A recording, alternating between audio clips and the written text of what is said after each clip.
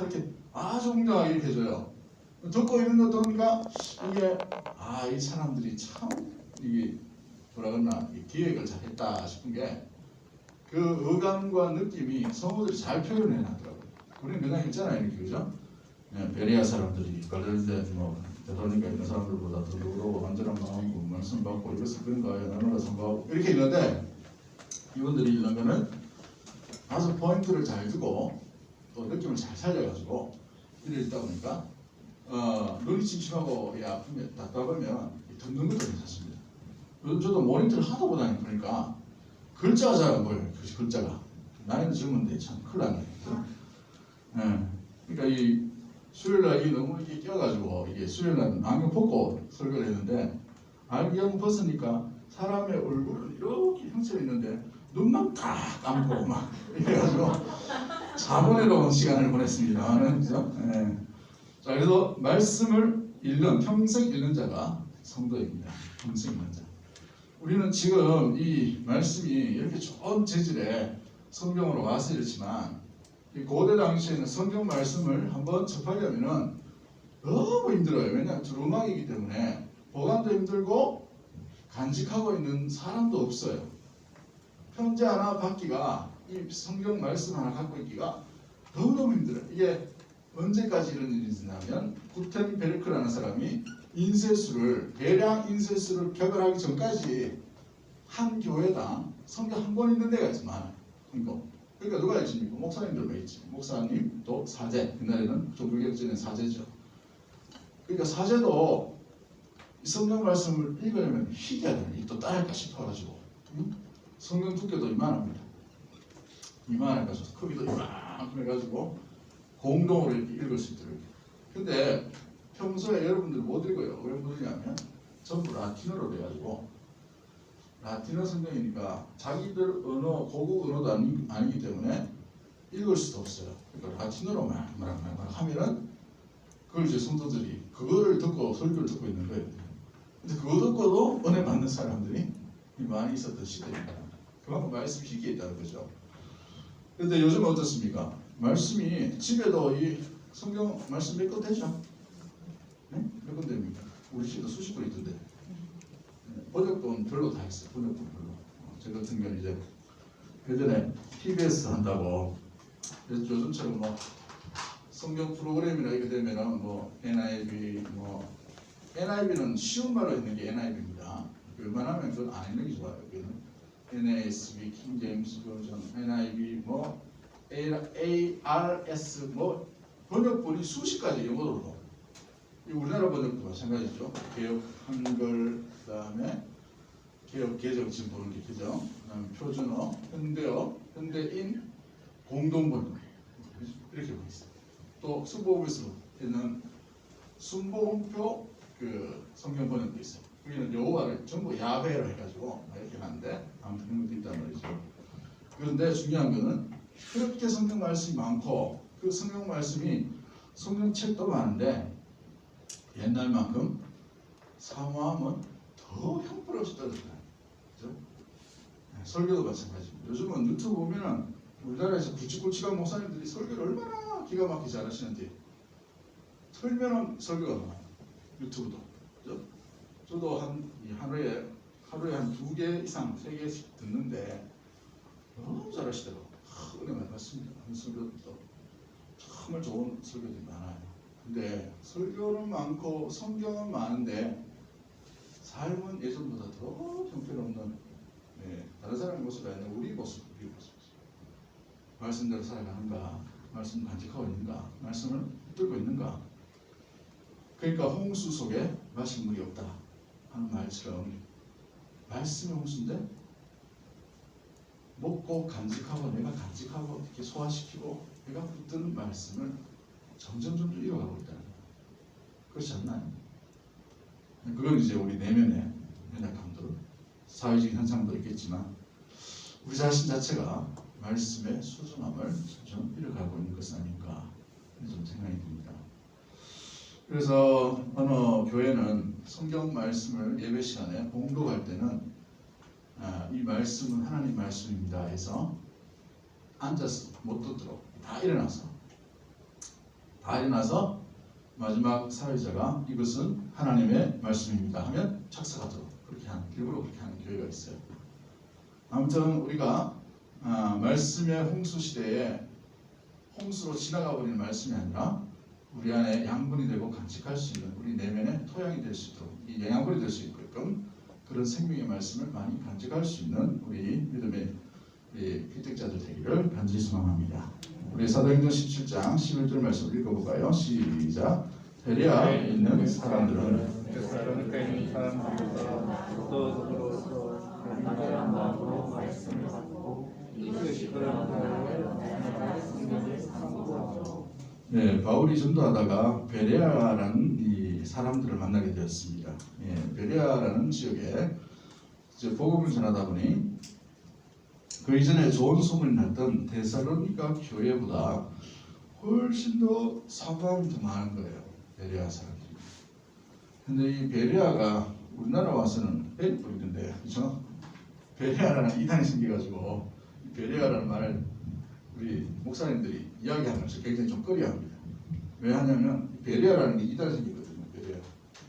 맞나? 200원. 그죠?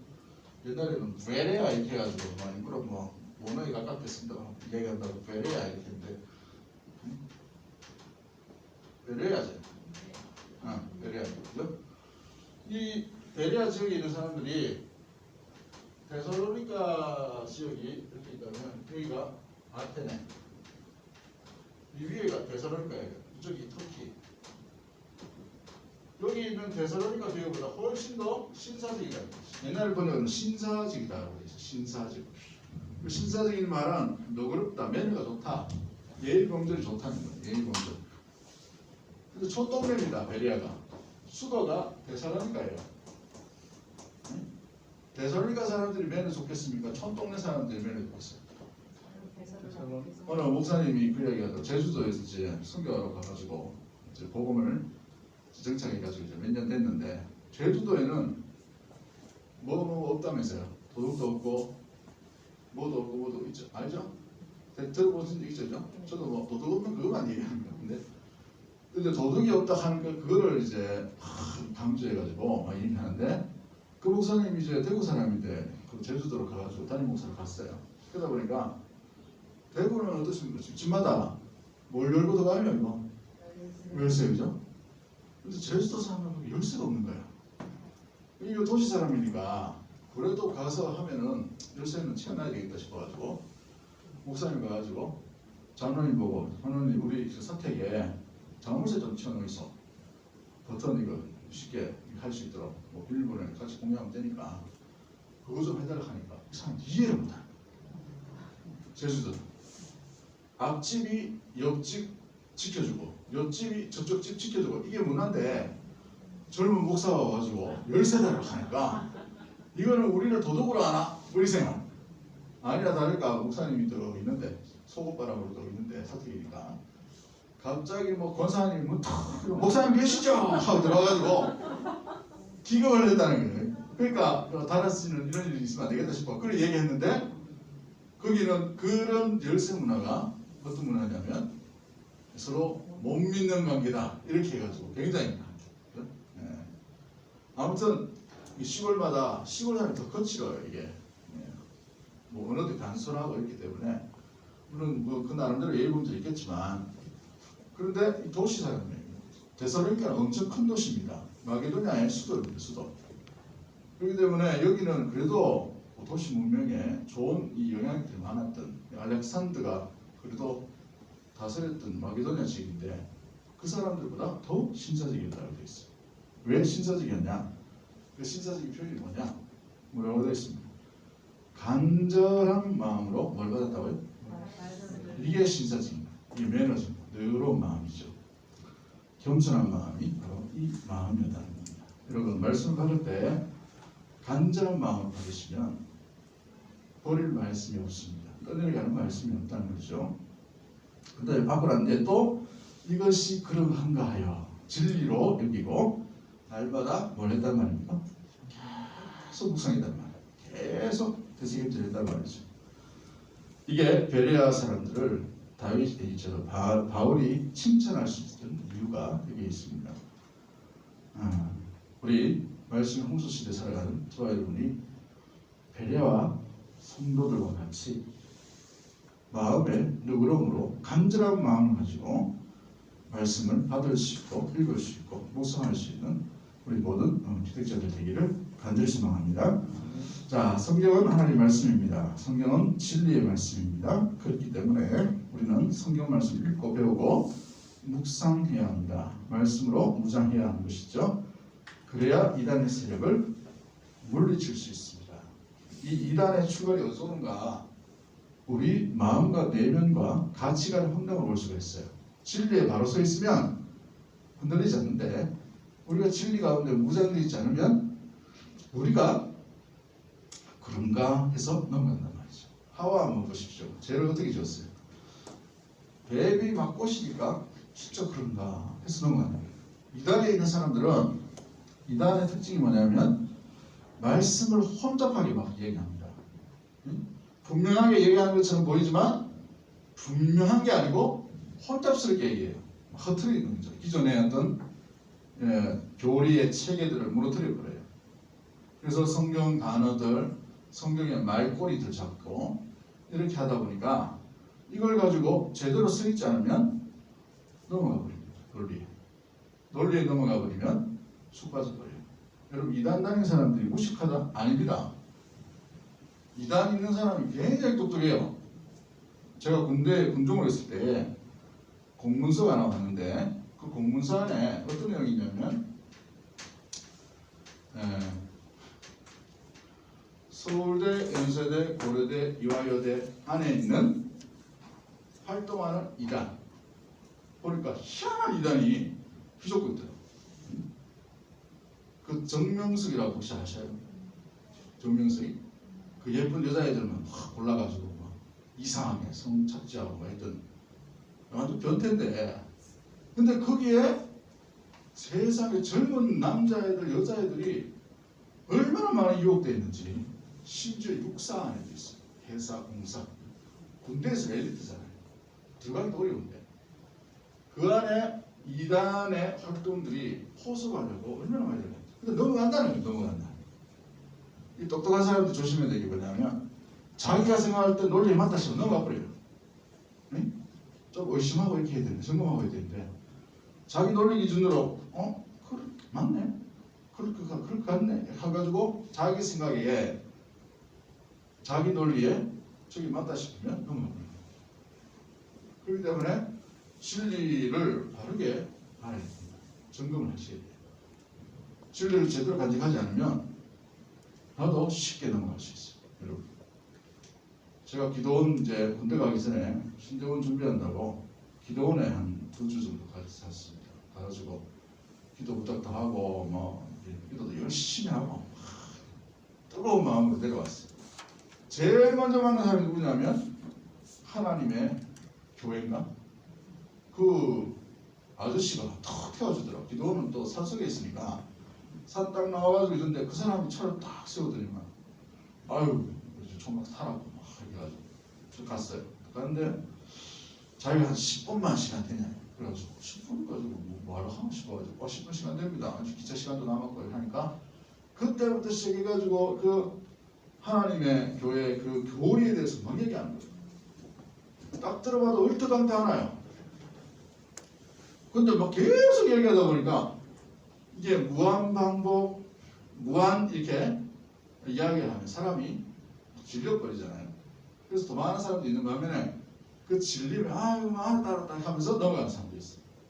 근데 이 양반은 그런 접근을 막 하더라고요. 그래서 제가 성경책을 가방에서 깨가지고 탁 펴가지고, 그때는 신학생도 아니었습니다만은 창세기부터 해서 계시록까지 이제 성경 공부했던 걸 막 얘기했어요. 크게 하다 보니까 한참 됐는데 내가 보니까 아저씨 교회 좀 다닌 것 같은데 하니까 옛날에 집사였대요. 어우 집사님이 이렇게 하면 됩니까? 이러면서 내가 그때는 좀 펜션대였으니까 집사면 제대로 믿어야지 그 성경을 이상하게 알고 뭐 동방의 의인이 왜 나타나냐고 막 이렇게 하고 막 이렇게 얘기했어요. 한참 그러다 보니 이 사람이 안 먹히니까 막 흥분하더라고. 막 흥분하면서 뭐 저를 뭐 흥분 안 하고 차분하게 잘 얘기했는데 나중에 꿀떡도 안 하고 뭐 안 보내려고 하는 거예요. 또 다른 사람 만나러 가자 하는 거예요. 그래서 내가 시간이 없다. 기차 시간에 기차 놓치면 책임질라나 하면서 막 했대요. 그래서 겨우 이제 나왔는데 나오면서 제가 이제 뭐라고 했냐면 예수 똑바로 믿으시라고.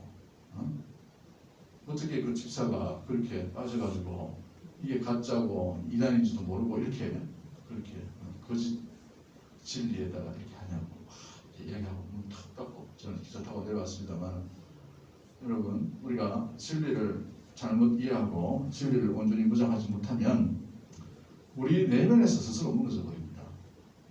하와를 보십시오. 자기가 땀잖아요. 뱀이 아무리 땀을 해도 아니 그거 아니다. 난 그거 아니라고 생각한다. 진리는 예수 그리스도, 진리는 하나님 말씀이다. 그걸 알았으면 가다가도 돌아와야 되죠. 진리에 무장되어 있다면. 근데 하와는 갔다가 못 돌아오는 길로 따먹어버렸어요. 이단의 세력도 마찬가지고 우리가 이 세상 가운데 참 그 이단의 공격들, 어떤 이단 전문가들은 그 이야기까지 합니다.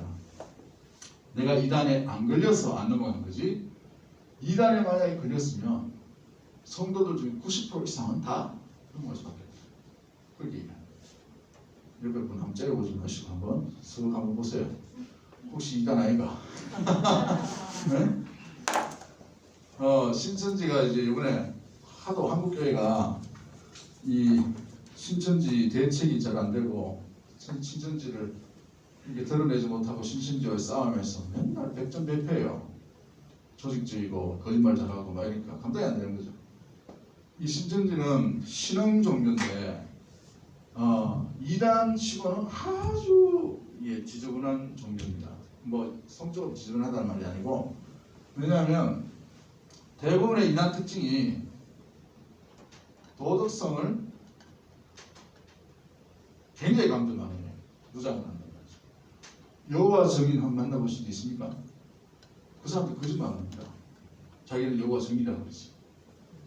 굉장히 도덕적이에요. 착해요. 네? 엄청 착하더라고. 근데 이 이단 중에 별점이 뭐냐면 신천지입니다. 이 신천지는 뭐의 전략을 다 따왔냐면 기존에 한국에 있는 모든 이단의 좋은 것만 다 따왔어요. 이게 유재열 계열의 이단 계보를 갖고 있습니다. 이단도 족보가 있습니다. 족보가 있어요. 누구한테 배우고 배운 걸 가지고 그 교주가 죽으면 자기가 딴짓 차리고 대부분 이래요. 이 신천지는 이만희도 마찬가지고 다 대부분 그렇습니다. 그런데 이 이단 이 신천지가 갑자기 이단 하나 자꾸 말씀이 공성해야 되는데, 이 신천지가 이 한국에 나타났던 모든 이단의 특징들 다 흡수했어요. 여기다가 뭘 흡수했냐면 모슬렘 선교 전략. 이슬람이 선교 전략을 어떻게 하냐면 우리는 진리를 위해 거짓말을 할 수 있다. 우리는 진리를 위해 폭력을 사용해도 된다. 이게 이슬람의 헌법책에 나옵니다. 보리세요. 모슬렘의 이 중요한 사상이죠. 그래서 저 사람들이 IS 하면서 막 테러하고 사람 죽이는 이유가 이거 해가지고 우리는 전쟁에서 저 한 사람을 죽임으로 우리의 생명이 천국으로 들어간다는 생각을 가지고 있어요. 그냥 왜 죄의식이 없어요. 사람 죽이는 거 엄청나게 죽이잖아요. 엄청나게 북아프리카 지역은 서치고도 많이 죽습니다. 오늘 막 끌려가가지고 보코 하람 그래가지고 여자애들 같은 경우에는 전부 자기 첩으로 만들고 이렇게 해버려요. 그리고 남자애들은 다 죽여요. 싹을 다 죽여요. 그러니까 이 엄청난 도덕적 문제가 있잖아요. 그런데도 자기들 진리를 했기 때문에 떳떳하다는 거예요. 그런 생각을 합니다. 근데 이 신천지가 요걸 딱 따옵니다. 따온 게 뭐냐면 신천지 대의를 위해서는 거짓말해도 된다. 위장수보를 쓴 거예요. 위장수보. 그래서 나는 신천지 안 다녔습니다. 유일하게 하는 데가 이 신천지밖에 없어요. 다른 이란 여호와의 증인, 그다음 하나님의 교회, 저기 문성명 통일교, 그죠? 안식교인들 이런 사람들 대부분은 자기 직접 다 드러냅니다. 나는 이런 출신입니다. 나는 이런 사람입니다. 여기서 왔습니다. 유일하게 아는 사람들이 신천지. 그러니까 이게 이제 드러낼 수가 없는 거예요. 목사가 뭐 성도 데리고 와가지고 신문할 수 있나? 이거 못 하잖아요. 종교 재판은 뭐 하잖아요. 지금 시대가. 이 전라도 쪽에 있는 이 신천지가 교회를 침투해가지고 장로 가정을 포섭을 해버렸어요. 장로 가정이 포섭하니까 자기 아버지 일을 하니까 교회가 다른 거 같거든요. 어느 지역은 목사니까 있는 거였어요. 이게 되는 거예요. 그러니까 아주 이제 교묘하게 진리를 보여주는 것이죠.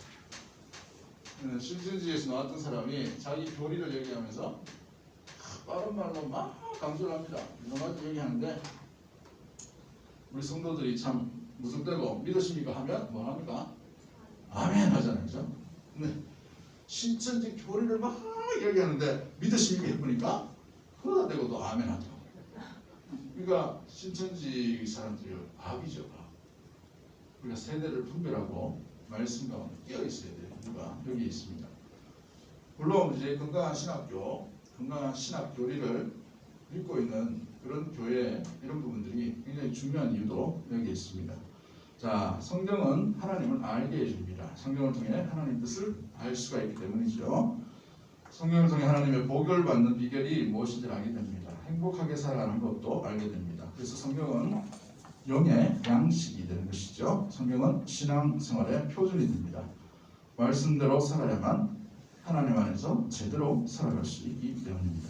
자, 성경에 무식하면 제대로 살아갈 수 없습니다. 그러므로 하나님이 기뻐하시는 성도가 되려면 적어도 성경을 통독해야 됩니다.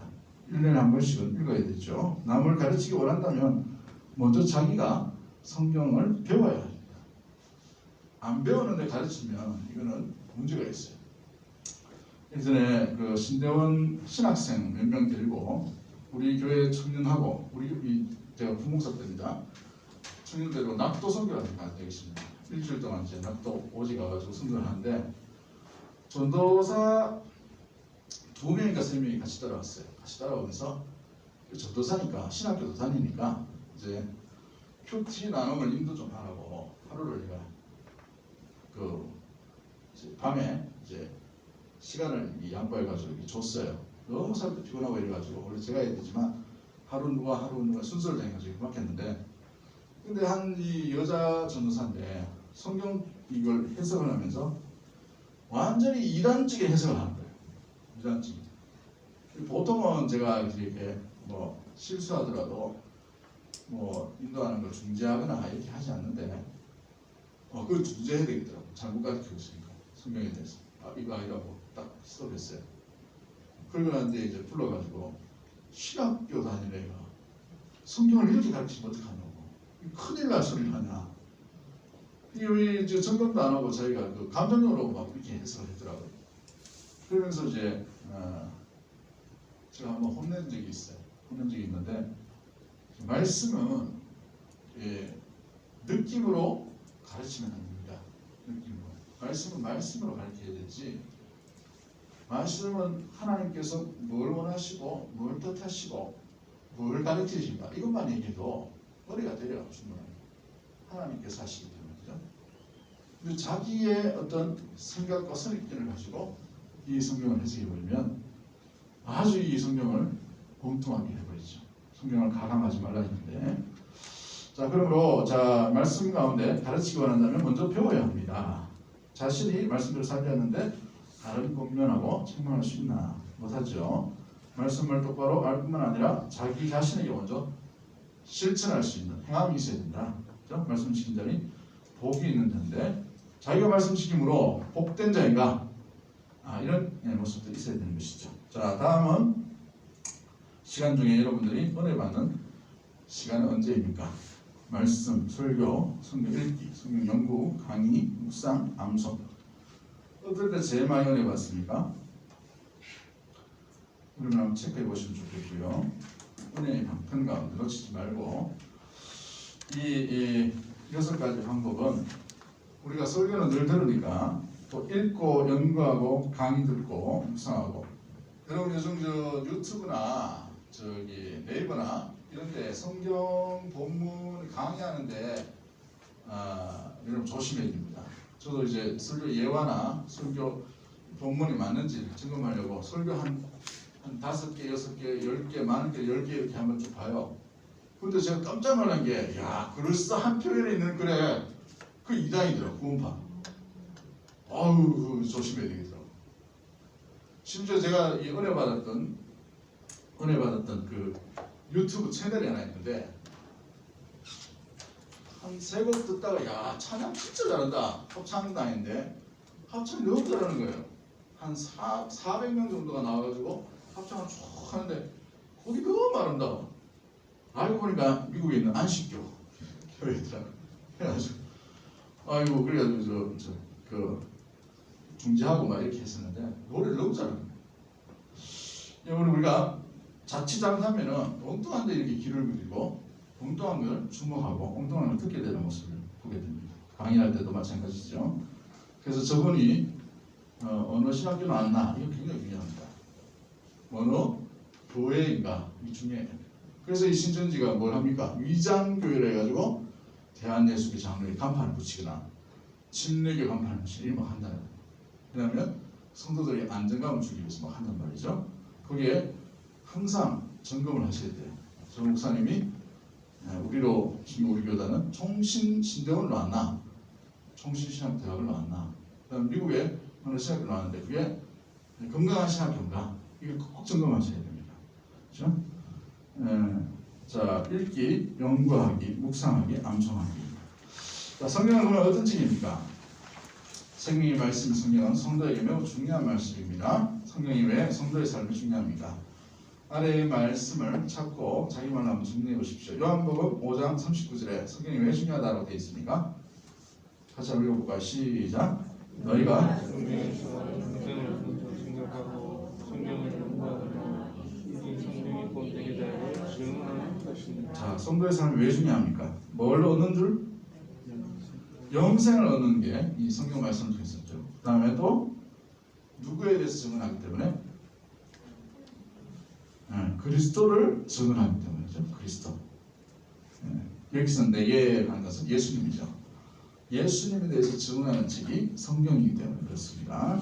자, 베드로후서 1장 21절은 어떻게 되어 있습니까? 시작. 예언은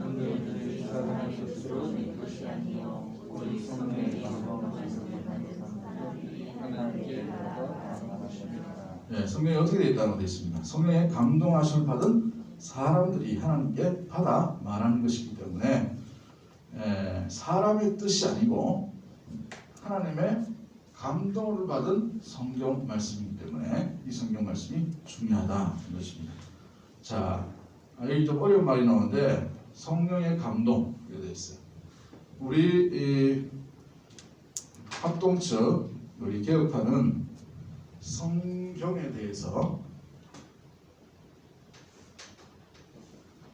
영감설을 얘기합니다. 영감설. 오늘 글자도 안 되고 말도 안 되고 피곤하네 이게 오늘. 피곤한 것 같아. 자, 영감설입니다. 영감설. 영감설은 여러 가지 있어요. 영감이 뭐예요? 영감이라는 말은 하나님께서 투영하여 주셔서 그 사람으로 하여금 그를 적도록 하신 게 영감입니다. 자, 그렇다면 하나님의 마음, 하나님의 뜻을 알도록 비춰주는 이 영감인데 우리가 인정하는 영감은 어떤 영감이냐? 한번 생각해 보십시오. 하나님이 어느 날 딱 나타나셔서 요나 보고 야, 요나야 받아 죽어. 네? 또 이사야 보고 야, 예언도 많은데 니 가만히 있으면 되겠나? 받아 죽어라. 이렇게 하셨을까요?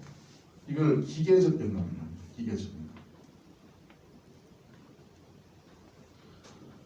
받아 죽어라 하는 게 기계적 영감. 그렇죠? 근데 우리 하나님 아까 오후 예배 시간에 어떤 하나님을 했어요? 마지막 세 번째로 하나님은 관계하시는 하나님이라고 했죠. 관계. 그렇죠? 관계하시는 하나님은 인격적인 하나님을 얘기합니다. 인격적인. 자, 여기 보면 기계적이다 하면 뭐가 결여되어 있어요? 받아 적어. 태초에 하나님이 천지를 창조하시다. 이 하나님 말씀이야? 저거 이렇게 했을까요? 아니에요. 하나님은 인격적인 하나님. 그래서 우리가 인정하는 영감술은 유기적 영감술. 유기적이라는 말은 인격적인 하나님. 인격적 영감술이라는 관계, 대화, 그리고 문화 이 모든 것들을 활용하는 것이죠. 자, 그 예화를 넣을 수 있는 것이 뭐냐면 이사야를 한번 보십시오. 이사야는 출신이 왕족이에요.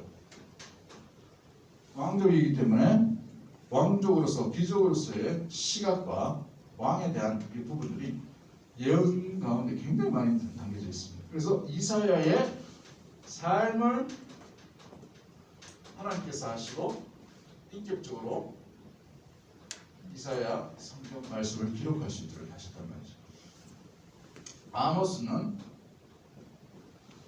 아모스 선지자라는 사람이 있습니다. 이 사람은 출신이 무슨 출신이에요? 그 성경에 나오는데 목동입니다. 또 뽕나무 키우는 사람이에요. 뽕나무 키우는 사람. 그러니까 농부의 시각으로 하나님의 말씀에 대해서 시각을 바라보는 거예요. 그러니까 아모스의 삶 전체를 통해서 하나님께서 간섭하여 주시고 또 그 문화와 그 말투와 그 언어 그 행동 교지를 다 인정하시고 그래서 기록된 말씀이 유기적인 영감술로 성경 말씀입니다. 자, 복음서도 보십시오. 마태, 마가, 누가, 요한서. 똑같은 복음서인데 왜 이 네 권이 필요했을까요? 저끼리 싸워가지고 네 권 됐네. 네? 자, 쓰는 사람마다 다르기 때문이죠. 마태는 어떤 사람이었어요? 마태는? 세리. 또 출신이 유대인이잖아요, 그죠? 요 문화를 다 활용해서 이 시각으로 복음서에 예수님이 누군가를 표현했습니다. 그렇죠? 그래서 마태복음 1장 1절이 뭐라고 되어 있어요? 아브라함과 다윗의 자손 예수 그리스도의 계보라. 옛날 분의 계보, 그죠? 예, 족보. 그게 이제 뭘 강조하겠어요? 유대인, 자기 출신이. 자, 마가는요. 마가도 유대인인데 마가는 누구 제자입니까? 네, 베드로 제자죠. 바나바의 조카입니다. 부잣집 동네 아들이. 마가 다락방 보시면은 이거보다 큽니다. 이거. 마가보다 다락방. 다락방 이거보다 큰 집이, 네? 우리로 치면은 집이 한 몇백 평 되는 집입니다. 이 예루살렘 도성에 있어요. 예루살렘 도성 안에. 그러니까 굉장히 시각이 그렇게 했었는데 이 사람이 베드로 따라다니면서 시각이 깨집니다. 베드로를 하면서. 그래서 정반대의 시각인 예수님이 누구인가? 종으로 오신 예수님에 대해서 드러내려고 이 마가복음을 써요. 마가복음이 다른 복음서보다 제일 먼저 쓰여 있습니다. 누가는요? 어떤 사람이죠? 의사죠. 헬라인인데 이방인이에요. 그래서 이방인의 시각으로 예수 그리스도가 누구인가? 이 바울의 제자죠. 바울의 제자.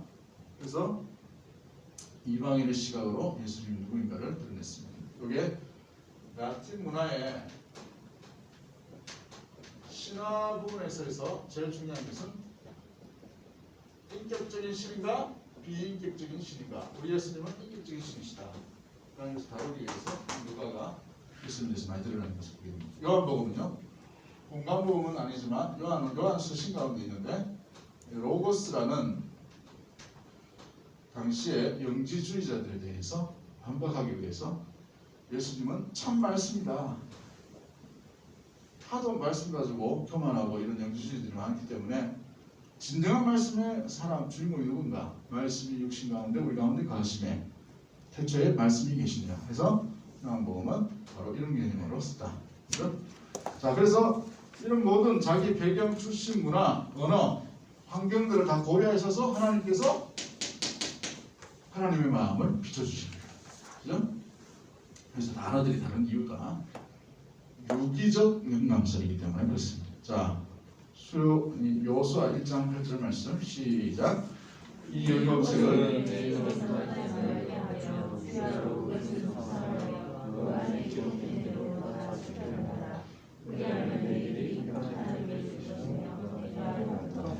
자, 형통한 길은 뭔가 하나님의 말씀을 떠나지 않는 것. 그죠?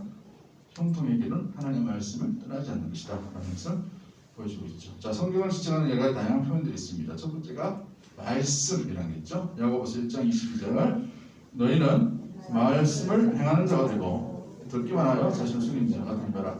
그래서 성경에 대해서 말씀이다 라고 이렇게 말씀하고 있습니다. 또 두 번째, 성경을 어떻게 가르치나 선지자의 글로 얘기합니다. 로마서 16장 26절 시작. 이제는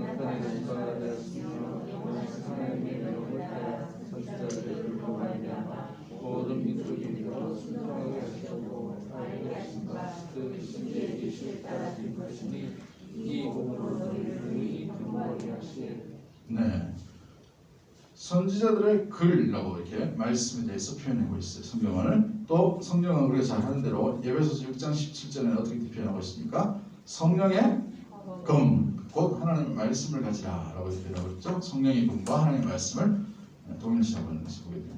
야고보서 1장 18절에는 진리의 말씀으로 표현하고 있는데 자기의 뜻을 따라 진리의 말씀으로 우리를 낳으셨느니라 라고 표현합니다. 진리의 말씀, 진리가 어디 있는가? 말씀 가운데 있다. 말씀이 진리다 라는 것이죠. 히브리서 4장 12절 말씀에는 하나님 말씀으로 표현했는데 하나님 말씀은 살았고 활력이 있어 좌우의 날선 어떤 검보다 예리하여 혼과 영과 및 관절과 골수를 찔러 조기까지 하며 하나님의 생각과 뜻을 판단하나니 하나님의 말씀으로 이렇게 표현하고 있습니다. 그렇다면 이 말씀, 하나님의 말씀, 하나님 말씀, 선지자의 글, 또 성령의 검, 이것을 기록한 목적이 뭡니까? 요한복음 20장 31절 시작. 오직 이것을 기록하면 너희로 예수께서 하나님의 아들 그리스도이심을 믿게 하려 하며 또 너희들이 죽고 그의 믿어 생명을 얻게 하려 합니다. 네, 목적이 뭡니까? 생명을 구원의 목적이 있다는 말이죠. 구원에 관한 책이다. 자, 그 구원을 가운데에서 중요한 게 뭡니까? 누구를 믿게 하려고? 예수 그리스도. 그래서 구약은 오실 메시아 예수님에 대해서 표현한 거고 신약은요 오실 예수님과 다시 오실 예수님에 대한 관한 책이 약속이다, 언약이다 해서 구약 신약, 구약 신약 이렇게 표현합니다. 자, 디모데후서 3장 16절과 17절 시작. 모든 성경은 하나님의 감동으로 된 것으로 교훈과 책망과 바르게함과 의로 교육하기에 유익하니 이는 하나님의 사람으로 온전하게 하며 모든 선한 일에 행하는 능력을 갖추게 합니다. 사람으로 뭐 하기 위해서 이 성경 말씀 주셨다고요? 온전하게 한다. 퍼펙트, 또 완벽한. 온전함은 모든 것을 다 갖춘 상태. 이것을 얘기합니다. 그래서 뭘 하기 위해서요? 선한 일을 합니다. 하나님의 선한 일을 할 능력을 갖추기 위해. 말씀이 곧 능력입니다. 능력을 갖출 수 있도록 하는 게 뭐냐? 생명의 말씀밖에 없다는 것이죠. 자, 그러므로 우리는 이 은혜 받는 말씀, 은혜에 간직하는 말씀을 반드시 우리가 더 많은 부분에서 간직하고 있어야 됩니다. 최근에 여러분들은 어떤 말씀이 제일 은혜 받고 있습니까? 어떤 말씀이 제일 은혜 가운데에 가하게 하는 말씀인가요? 설교 그만 하는데 뭐 은혜는 전혀 안 된다네. 그죠? 저희의 잘못인 것 같습니다. 그죠? 자, 저는 시편 122편 6절 말씀에 이런 말씀이 있어요. 예루살렘을 위하여 평안을 구하라. 예루살렘을 사랑하는 자는 형통하리로다. 오늘 말씀 묵상 다 하는데 형통의 길이 뭔가? 주님의 나라를 구하는 자가 형통의 삶으로 나갈 수 있구나. 먼저 그의 나라와 그의 의를 구하라. 그리하면 이 모든 것을 너에게 더하시리라. 이 말씀처럼 예루살렘을 위하여 평안을 구하는 자가 삶 가운데서도 생활 가운데서도 형통한 삶을 누린다라는 말씀이 참 와닿았습니다. 그리고 또 다니엘서를 요즘 묵상하고 있는데 오직 은밀한 것을 나타내신 이는 하늘에 계신 하나님이시다. 은밀한 일을 나타내신 분이 하나님이시다라는 것을 또 마음 가운데 또 묵상하고 은혜 많이 받고 있는 그런 구절이에요. 자, 그렇다면 성경을 배우는 방법이 뭔가? 여러 가지가 7가지 방법이 있는데 첫 번째가 읽는 겁니다. 통독. 소리를 내서 읽는 거예요. 소리를 내서. 여러분 여기 세 번째 보면은 묵상이라는 단어 중에 묵상의 뜻이 뭐라고 되어 있습니까? 반복적으로 작은 목소리로 읊조리며 생각하고, 이게 묵상의 뜻이에요. 주야로 묵상하는도다. 주야로 묵상하는도다. 시편에 나오죠. 그 뜻이 뭐냐면 작은 목소리로 여호와는 나의 목자시니 내게 부족함이 없으리로다. 그가 나를 푸른 저장에 누이시며 실만한 물가로 인도하시는도다. 내 영혼을 소생시키시며 자기 의를 위하여, 그렇죠? 이렇게 자꾸 읊조리는 게 뭐냐면 묵상입니다. 통독이 되는 거죠. 유대인의 실제적으로 교육이 보면 딴 게 없어요. 가면 둘이 계속 말씀 붙들고, 특히 모세오경 같은 경우는 붙들고, 특히 그 신명기 6장이죠. 쉐마 부분은 뭐 다 외울 정도로 계속 읊조려요. 시끄러워서 이 옆에 있지 못할 정도로 이게 합니다. 유대인들은 도서관에 가면요, 도서관이 우리나라처럼 조용하게 막 이렇게 꼬막만 듣고 막 이렇게 하는 게 아니고, 도서관에 들어가면 왁짝지껄 막 시장통이 시장통 소리를 낸다. 두 번째 보면 뭐냐면 토론 방법이 토론 방법. 내가 이 본문 읽어보면 이런데 당신 어떻게 생각하냐? 이게 계속 묻는 거예요. 이게 유대인 교육법이에요. 딴 유대인 교육법이 없어요. 말씀 가지고 하는 거예요. 말씀 가지고. 그러니까 우리 분반 공부할 때도 아이들에게 자꾸 질문 던져야 되는 이유가 뭐냐면 질문법이 좋아야 돼. 질문법이. 왜 이렇게 생각하니? 너는 어떻게 생각하니? 여러분 제가 설교할 때 맨날 묻잖아요. 그죠? 안 물읍니까? 물론 뭐 사람들 대답 안 해가지고 그냥 넘어가지만 묻는 이유는 뭐냐면 자꾸 질문을 던져야 돼요. 말씀에. 이건 왜 이럴까? 오늘 같은 경우에는 왜 아브라함의 하나님, 이삭의 하나님, 야곱의 하나님 켜놓고 오늘 본문에서는 왜 이삭의 하나님이라고 했을까? 이걸 파고 들어가야 본래 본문의 뜻이 나오는 거예요. 브엘세바. 그죠? 다윗 브엘세바. 브엘세바에서 무슨 일이 있었는데? 그러면 창세기 22장으로 돌아가고 26장으로 돌아가야 돼요. 그러다 보니 말씀이 연결이 되고 말씀이 여러 가지 삶 가운데 하나의 길이 이렇게 열려가는 겁니다. 그죠? 제일 중요한 길은 하나님의 나라에 가는 것, 구속에 가는 것, 구원에 가는 그 길들이 열려지게 되는 것이죠. 자, 암송도 굉장히 중요합니다. 암송. 여러분, 소리 내어서 반복해서 성경을 외우는 거. 우리가 이 성경 번역이 개정으로 바뀌어가지고 옛날 그 맛이 좀 안 납니다. 한문이 참 멋있기는 멋있어요. 그렇지만 성경은 암송하는 게 굉장히 힘이 많이 됩니다. 힘을 많이 간직할 수 있는 무기가 될 수 있어요.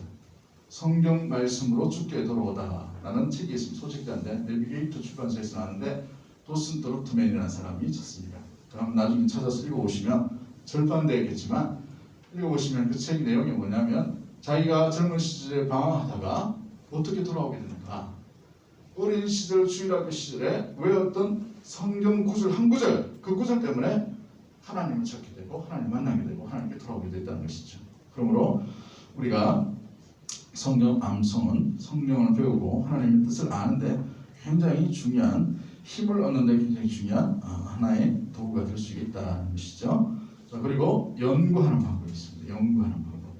본문의 뜻을 한번 살펴보고 연구를 하는 거죠. 여러분 연구할 때 한글 영어 정도로 이렇게 하지만 본래의 뜻을 알려면, 깊이 알려면 원문을 보셔야 됩니다. 원문을. 근데 원문을 보는데 우리가 한계가 있어요. 원문이라는 건 몇천 년 떨어져 있는 글이기 때문에 소멸된 글입니다. 사장된 글이에요. 근데 그걸 이제 현대글로 발굴해내 가지고 방점도 찍고 이렇게 하다 보니까 정확한 의미를 하려면 계속 연구를 해야 됩니다. 복잡한 방법이 있어요. 히브리어가 뭐 여러 가지가 있겠지만 뭐 육인 것도 있고 뭐 이런 것도 있어요. 근데 원래의 이 사본들을 보면은 뭐 이런 식으로 돼 있어요.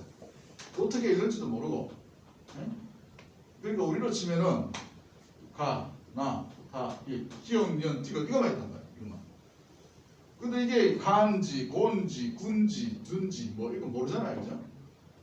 그래가지고 이게 중세 좀 들어서서 뭘 하냐면 이걸 가지고 방점을 찍는 연습을 합니다. 방점. 이 방점이잖아요. 어떻게 있는가?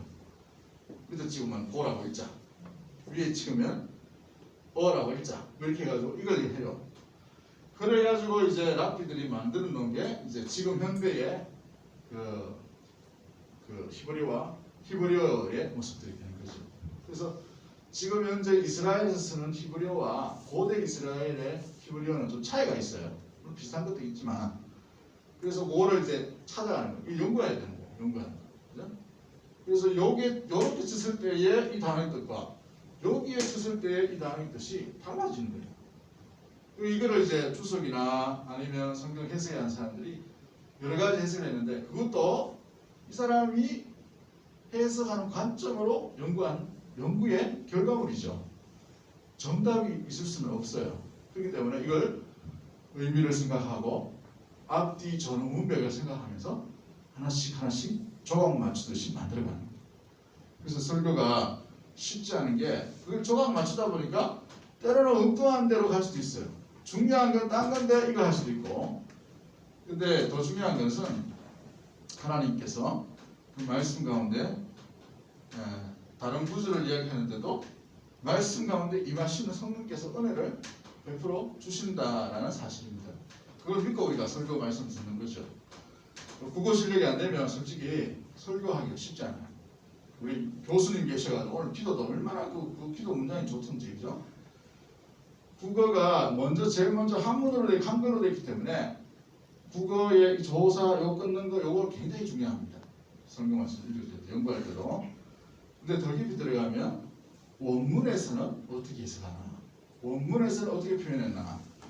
오늘 본문에는 희생제사라고 했는데 단수로 되어 있잖아요. 그런데 히브리 원문에는 복수로 표현했다는 거죠. 그러니까 희생제사들이 되는 거예요. 그러면 야곱의 마음과 심리 상태, 야곱의 상황이 어떠한지를 알 수 있는 거죠. 예배 한 번 드렸다.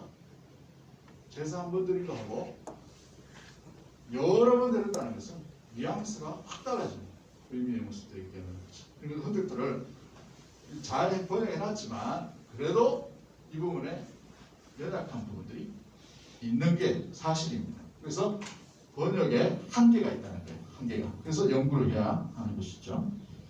또 강해를 통해서 우리는 하나님 말씀을 알 수 있습니다. 또 강해, 지금 우리가 주일날, 수요일날 하는 것은 강해예요. 강해. 물론 주일 오전은 강해가 조금 쉽게 이렇게 강의를 하는 거지만 수요일 같은 경우에는 조금 더 이렇게 더 학문적으로 좀 더 모습들을 갖춰가는 것을 이 강해입니다. 일곱 번째, 토론을 통해서 우리가 하나님 말씀을 배워가야 됩니다. 자, 성경을 읽고 묵상하고 연구할 때 주의해야 될 것이 있어요. 제일 중요한 게 뭡니까? 가감하지 말 것. 단어 다 중요하다는 겁니다. 다 중요한데 가장 핵심론을 찾고 그 다음에 더 중요한 또 본문의 말씀들 또 그 다음 우선순위를 여러 가지 두어야 되는 것이죠. 근데 다 중요하다. 신명기 4장 2절 말씀 어떻게 되어 있습니까? 시작. 내가 너희에게 명령한 나를 너희는 바라보지 말고 내가 너희에게 명령한 너희 하나님 여호와의 명령을 지키라. 네, 여기서 주의해야 될 게 뭐냐면 그 좋은 것만 얻어가려고 하는 사람들이 있어요. 좋은 것만. 그러니까 복되는 성경 구절에는 형광펜을 칠하고 암송하고 막 이런데 그거 이제 지나고 나면은 하나님은 항상 균형 잡히셔가지고 복에 대한 이야기도 하시지만 뭐에 대한 이야기도 하십니까? 저주에 대한 이야기도 하시죠. 이 이스라엘에 가면 언덕 두 개가 있어요. 언덕 두 개가 이렇게 나중에 사진으로 한번 보여주면 좋은데 여기에 야간 평지가 하나 있어요. 이게 에발산과 그리신산 비슷합니다. 이 높이가. 근데 하나님께서 가나안 땅 들어오셔가지고 이스라엘 백성 둘로 나눠놨죠. 하나는 에발산에서 뭘 얘기합니까? 하나님의 말씀을 어겼을 때에 저주에 대해서 선포하라고 되어 있어요. 선포하라는 말은 뭡니까? 귀에 들도록 네 귀가 증인이다 라는 것을 이게 거기서 선포가 굉장히 중요합니다. 말하라는 거예요. 그죠? 그 21장에서는요 지켰을 때 복에 대한 것들이. 근데 꼭 이야기하면 우리는 어디에만 관심이 있어요? 뭐 굳이 인생이 힘든데 뭐 저주를 자꾸 뭐 안 그래도 저주 같은 인생인데 뭘 자꾸 이렇게 저주를 해야 됩니까? 저주의 말씀을 간직해야 됩니까? 알아야 됩니까? 이건 잘 얘기 안 해요. 목사님들도 이해 잘 안 하는 현대. 근데 말씀 균형입니다. 우리가 좋은 것만 취할 수가 없어요. 말씀이 지키기 어렵고 버거울수록 그 말씀 진짜예요. 다시 한번 강조합니다. 말씀이 버겁고 지키기 어려울수록 그 말씀 진짜예요. 말씀을 가감하지 말고 균형 있게 간직할 수 있는 우리 모든 가족들 되기를 주의 이름으로 간절히 축복합니다. 아멘을 갚네. 입에 달다고 당근만 계속 먹어보십시오. 어떻게 됩니까? 이빨 다 썩어요. 이빨. 그죠? 우리 의사 선생님 있는데 좋은 거 골고루 먹어야 되죠. 그죠? 네, 맞답니다. 감사합니다. 요즘 뭐 아픈 사람이 왜 이렇게 많은지 돌아보면 아프고 뭐 돌아보면 아프고 목사님들 중에도 아픈 사람이 많다고. 참 너무 안쓰럽게 여러분 하여튼 우리의 영혼이 병들지 않도록 하기 위해서는 골고루 해줘야 돼요. 이게 복이라면 지키지 않았을 때의 저주도 엄청나게 중요하다는 거. 그래서 두 때로 나눠서 하나님께서 선포하라고 되어 있어요. 받았을 때의 지켰을 때의 복과 지키지 않았을 때의 저주. 그런데 이스라엘 백성들이 뭘 잃어버렸어요? 저주 받는다는 이 사실을 우리처럼 실컷 이게 부담되고 이걸 근데 가르치지 않고 잊어버렸어요. 그러니까 어떻게 됩니까? 지키지 않았을 때의 저주가 그대로 수백 년 뒤에 그대로 이루어지죠. 그대로. 자, 억지로 풀지 말걸 라고 했습니다. 억지로. 이게 참 중요합니다. 우리나라에 이단이 왜 많은가? 억지로 풀다가 이단이 많아요. 자기가 신비한 하나님의 은사를 받고 난 뒤에 그 장로님 박태선이라는 장로님 있죠? 처음에 장로님이셨어요. 능력이 엄청난 거예요. 근데 능력이 많다 보니까 그 능력이 어디서 왔나 어떻게 해석해야 되나 이야기하다 보니까 엉뚱한 신학을 막 해버렸어요. 그래서 치우침이 되어서 잘못된 가르침으로 나가게 됐어요. 그래서 억지로 풀면 되면 이게 하나님의 뜻과 정반대의 모습들이 나타날 수 있죠. 베드로후서 3장 16절 뭐라고 되어 있습니까? 시작. 또 그 모든 편지에도 이런 일을 당하여 말하였을 때 그 중에 알기 어려운 것이 따로 있으니 무식한 자들과 듣지 못한 자들이 성경과 같이 듣고 들었다가 스스로 멸망에 이르느니라. 그러므로 하나님께서 보여주시는 것까지만 우리는 알 수가 있습니다. 하나님께서 깨닫게 해주시는 것만 우리는 알 수가 있다는 거예요.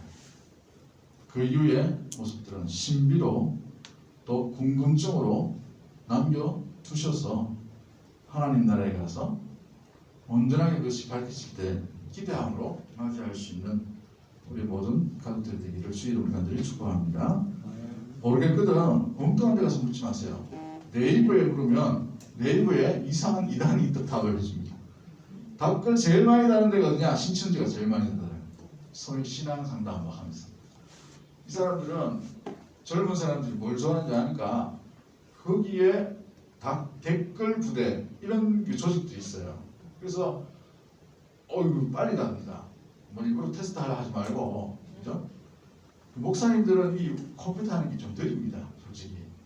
그걸 또 이렇게 제도적으로 뭐 이렇게 또 뒷받침하는 사회하는 그 부서도 잘 없고, 목사님들 성도도 만나면 되는데 성도들 그런 만나고는 그런 얘기 잘 못하거든요, 솔직히. 근데 요즘 얼마나 이 인터넷 세상이 빠릅니까, 그죠? 카톡으로 목사님 이거는 어떻게 생각합니까? 되는데 목사님 중에 카톡 안 하는 사람도 수두룩해요. 제가 뭐 어느 단체 이게 총무만 3-4개 맡고 있는데 카톡 안 하는 사람이 많으니까 이걸 또 일일이 복사해가지고 문자로 보내고 이거 얼마나 귀찮은지 몰라요. 카톡에 보면 싹 다 바꿀 텐데 자료도 뭐 이렇게 드리고 막 하는데 어렵단 말이죠. 이게 아날로그를 시대를 추구하는 목사님들이 아직도 많기 때문에 댓글을 아주 예민하게 잘 보는 단체가 신천지예요. 그래서 기독교 안티 단체가 전문적으로 있습니다. 네, 그런 단체들이죠. 네, 그래서 성경 말씀을 과감하지 않도록 이렇게